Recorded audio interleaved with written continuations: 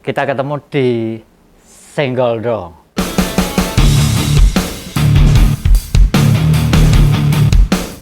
Ini acara mengupas segala semua topik tentang politik di pos kita. Dan di episode awal saya ingin membahas soal makan bergizi. Kenapa ini penting? Karena ini adalah program yang baru saja dijalankan oleh pemerintahan baru Prabowo Gibran. Dan program ini diperuntukkan sementara bagi anak-anak sekolah. Dan apa uniknya dari program yang sudah berjalan? Mungkin ketika tayangan ini nongol di channel teman-teman atau di YouTube kalian, itu berjalan 14 hari. Pertama itu soal ketika program ini berjalan, anehnya tidak ada yang namanya hashtag ucapan terima kasih Prabowo. Padahal ini program unggulan loh. Jangan lupa. Masa sih Prabowo yang memenangkan Pilpres dengan 58%, tidak ada satupun orang yang coba menggerakkan ucapan terima kasih bahwa program yang diunggul-unggulkan ini sudah berjalan. Kenapa? Apakah mereka tidak mikir ke sana? Nggak tahu juga sih. Yang jelas ini ada banyak hal yang butuh kita lihat lagi. Dan di media sosial, terutama di platform X atau dulu namanya Twitter lah, justru malah yang muncul itu adalah hal-hal yang dipertanyakan oleh publik, oleh netizen, oleh masyarakat kita.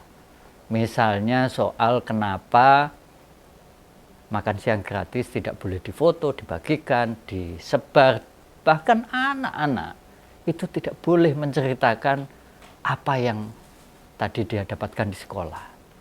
Itu kan, ya, aduh, gimana? Mestinya ini bisa dibuka. Dan kita nggak tahu ya, kenapa ketika ada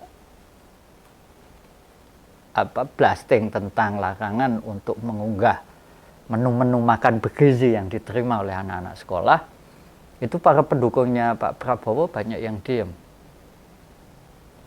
Kenapa tidak ada, paling tidak nih, Gerindra misalnya masang hashtag terima kasih Prabowo atau terima kasih sudah diberi makan bergizi yang lalu kemudian disebar dan lain sebagainya. Atau juga misalnya pendukungnya wakil presiden ngeluarin hashtag terima kasih Mas Gibran karena program makan bergizi juga sudah jalan. Kan kita tahu yang muncul di iklan ketika mereka kampanye dulu sebelum jadi presiden dan wakil presiden, itu kan pakai bintang iklannya langsung Mas Wapres sendiri. Dia datang ngetuk pintu dengan wajah cerah, tersenyum, membawa beberapa botol susu begitu, dan ketika dibuka ada ibu-ibu muda yang sedang ngerumpi, kemudian kaget karena dibawakan beberapa botol susu. Atau juga misalnya nih, kita tahu Prabowo Gibran didukung oleh banyak partai, bahkan hampir semua, kecuali yang ada di koalisi perubahan sama PDIP. Tetapi kenapa gerakan atau memviralkan bahwa program utama atau program unggulan presiden dan wakil presiden sudah dijalankan? Nggak ada pembicaraan atau mengucapkan terima kasih. Ini kenapa? Ya kan? Mestinya kita kemudian bisa melihat kembali. Ini jangankan yang nggak milih, ya kan? Yang milih saja sampai lupa bahwa yang diterima oleh mereka itu, atau anak-anak mereka atau adik-adik mereka yang masih duduk di bangku sekolah, itu program yang dijalankan oleh orang yang mereka pilih. Ini kan jadi sesuatu yang agak gimana gitu ya. Jadi biasanya namanya seorang pemimpin ketika sudah dilantik, ketika sudah menjalankan tugas, ketika sudah menerima mandat, itu kan yang akan diunggul-unggulkan adalah apa yang dijanjikan itu yang ditunaikan. Dan program makan bergizi ini dijalankan berarti sekitar 1 bulan 20 hari. 1 bulan 10 hari. Setelah menerima mandat sebagai presiden dan wakil presiden, Prabowo sama Gibran. Tetapi suara-suara untuk tetap melihat ini sebagai sebuah komitmen, sebagai sebuah janji yang ditunaikan, itu sama sekali nggak ada nggak ada kabarnya di media-media sosial kita. Justru yang malah muncul adalah banyak suara-suara publik yang mengaku resah, yang mengaku tidak puas, apalagi anak-anak. Atau gini ya, apakah 58% pemilih Prabowo Gibran itu adalah pemilih-pemilih yang mungkin memang belum menikah begitu, atau pemilih-pemilih yang tidak aktif di media sosial, atau pemilih-pemilih yang belum punya anak seusia sekolah? Kayaknya enggak sih. Bukankah kita tahu wakil presiden kita anaknya juga bersekolah, sekarang usia sekolah, dan si Jan Etes pasti menerima paketan itu. Tapi kemungkinan kalau sekolah Jan Etes enggak sih ya, karena kalau Jan Etes dikasih makan bergizi yang dibagikan kayak di mana-mana itu, apa, saya sih sanksi dia akan siap mengkonsumsi apalagi menghabiskan. Nah, ini tentu hal yang penting untuk kita suarakan. Apakah program makan bergizi ini beneran bisa membawa perbedaan atau paling tidak revolusi, entah dalam soal kesehatan anak-anak usia sekolah, misalnya tentang perbaikan kesehatan, ataupun soal bagaimana mereka kualitas sumber daya manusianya meningkat.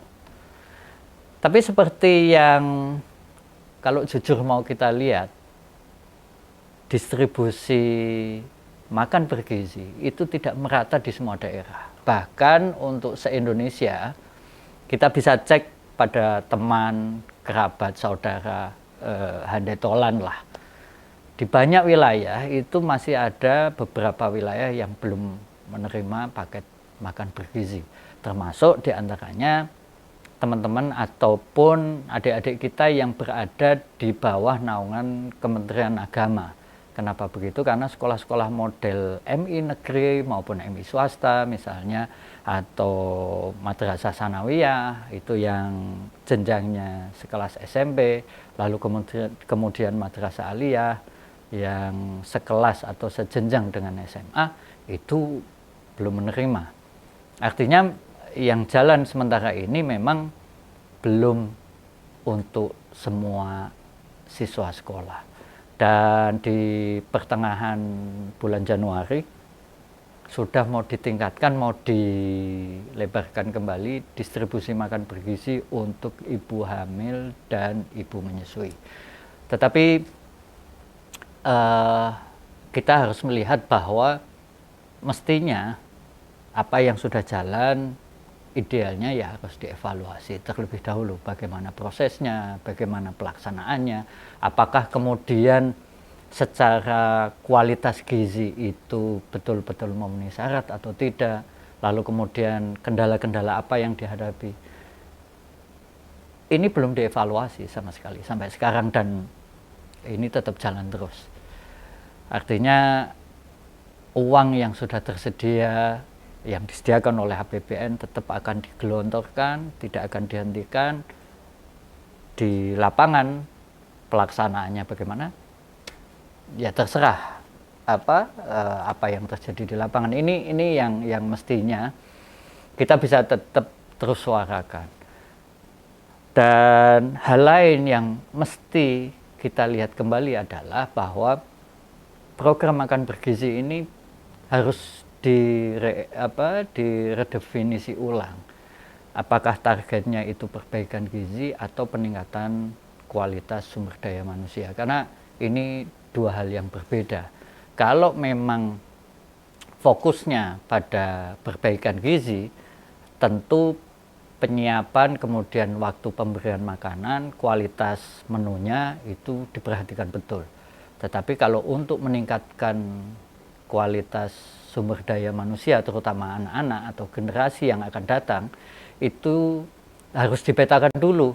Anak-anak sekolah, di setiap sekolah harus dilihat gizi ataupun apa kendala mereka ketika untuk belajar, untuk meningkatkan pengetahuan, itu kendalanya apa. Solusinya itu tidak tentu makan bergizi, tetapi bisa terkait hal yang lain, misalnya kualitas guru, kualitas atau fasilitas pendukung kayak buku pelajaran dan lain sebagainya, kemudian juga tentang perangkat ataupun kondisi sekolahan dan lain sebagainya. Nah, inilah yang atau beberapa hal yang sebetulnya di konsep makan bergizi ini harus dilihat kembali. Jadi kalau ini tetap dijalankan dan tanpa evaluasi, apalagi kemudian langsung disebar menyeluruh sesuai target untuk ibu hamil, ibu menyusui, balita, batita, kemudian anak sekolah, ya kita nggak tahu apakah program ini beneran mau memperbaiki gizi masa depan anak-anak kita atau kemudian meningkatkan kualitas SDM atau hanya sekedar menghabiskan anggaran saja. Mungkin itu dari saya, Nino, dan kita akan ketemu di topik yang lainnya. Senggol dong!